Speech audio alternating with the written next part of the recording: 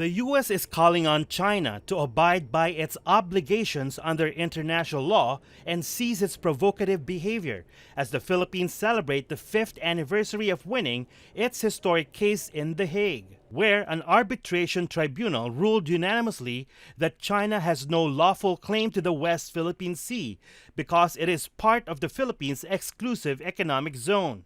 U.S. Secretary of State Antony Blinken, in a statement on Monday, says that China continues to coerce and intimidate Southeast Asian coastal states, threatening freedom of navigation in the critical global thoroughway. Blinken reiterates that an armed attack on Philippine armed forces, public vessels, or aircraft in the West Philippine Sea would invoke U.S. mutual defense commitments. But Filipino fishermen lament that they continue to be mistreated by the Chinese military when they head out to sea because the Duterte administration has not provided them protection. We did win, but the problem is that the government is not doing anything about it. Since we won, they should be the ones giving us protection. Our own Navy, just like Sir Chris said, our own Navy and Coast Guard should be there and not the Coast Guard of China.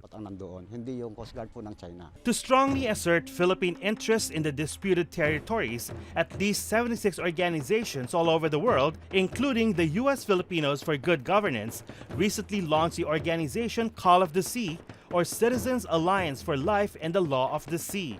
While we celebrate today the 5th anniversary of the arbitral award, we are faced, sadly, with the grim reality that the Philippines has yet to enforce and implement such favorable ruling to date. The Filipino people must be on the same page on the West Philippine Sea, in particular on the need to safeguard and assert vigorously the arbitral award. The Filipino people must not allow any president to just set aside the arbitral award in the vain hope that China will dole out investments and loans to the Philippines. It turns out that the less than 5% of China's promised loans and investments have materialized.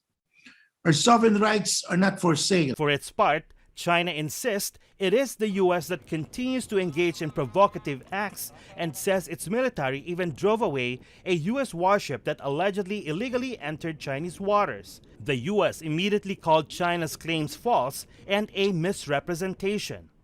Don Tagala, ABS-CBN News.